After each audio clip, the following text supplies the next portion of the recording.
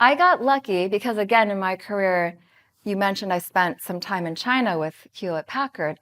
It was during that time that I witnessed China take on this massive revolution in mobile adoption. And it was then when I started seeing the very earliest signs where I had to use their version of YouTube, their version of Facebook, their version of X, Y, and Z, Amazon. And I was using those products and realizing they are just as good as the ones I was using in Silicon Valley. So I had this strong, deep-rooted belief that China's technology future, especially in mobile, was a force to be reckoned with and was going to produce a lot more innovation. And no one in the West ever thought that at that time. They had never heard of Tencent. They had never heard of Alibaba. Alibaba hadn't gone public yet.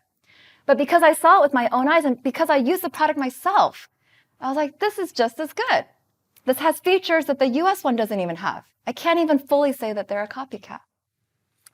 And by talking to the people building those products, again, building those relationships, that's where I had that deep-seated conviction that during the last 10 years that you would see a lot of innovation come out of China. And to this day, that's inspired probably half of my investments. I look at things that are working in Asia. It doesn't take a genius to do this. These companies already have 50, 100 million users. They're at like Series B, Series C funding. And then I just use it, and then I guess, will people in America need this product too? And if so, I go find a team that's working on it. And that's resulted in a lot of my biggest wins, actually, because human nature, human beings at the end of the day are oftentimes very similar to each other. And as long as you understand the cultural differences, you can suss out what will translate and what will not. Sometimes it's not a direct translation, like when we invested in Lime, the scooter company. Bikes didn't work in the US, but scooters worked fantastically well.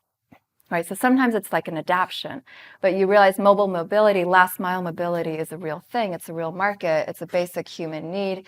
It's nothing specific to China. And again, that goes back to, again, accumulating lots of life experiences, because the different life experiences, the more you get outside of the Stanford bubble, and mind you, I was raised like 20 minutes away from here, so I was super in a Bay Area bubble, which is why I had to get out to China. And I highly recommend everyone to study abroad if you can, for that reason. The more you get outside of this beautiful bubble, you will better understand people. And if you want to be a consumer investor, that's very core to what you do day to day, understanding people. Because people in the middle of America have very different problems than the people who live in Palo Alto and Menlo Park. They worry about very different things.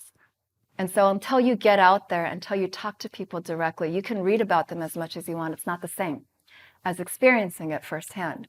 And so going to different countries, going to different cities, that's how you can accumulate more of these life experiences and better understanding of people in general. Now, going back to my secret sauce, not so secret sauce, is I study China. And I just study things that are working. And now it's not just China, it's also Southeast Asia. It's also India. There are lots of companies that are unicorns that are not just based in the US. And that's where I'm getting differentiated insights. I'm learning about new business models that might not yet exist here. And then founders who are really savvy, they see that as a huge advantage, because I'm literally translating screen by screen and teaching them a business model they haven't seen yet. And that's been a huge edge for me. But for everyone, it's about, in venture capital, finding your unique source of insight, your unique source of data. Maybe it's a network that you cultivate. Maybe it's a Stanford network. Maybe it is a geography, a city. Maybe it's you have a bunch of alumni in LA that you're really close to. Whatever it is, you have either a network or a source of insight or a data source of some kind that gives you initial leads or ideas or inklings of what can be a really powerful business model or a really fantastic company. And then the other part is figuring out how to win the company, and that's all about branding. We can talk about branding too, and winning deals.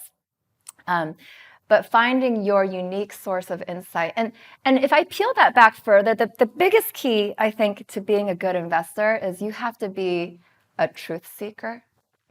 You have to be looking for truth. And it's not just what all these other VCs are saying, it is what you deep down in your heart truly believe. You have to have conviction in these things, especially these large bets that you're making. So how you get to that conviction is usually having some kind of primary insight, some kind of unique thought that is your thought, not just a regurgitation of what you've read elsewhere.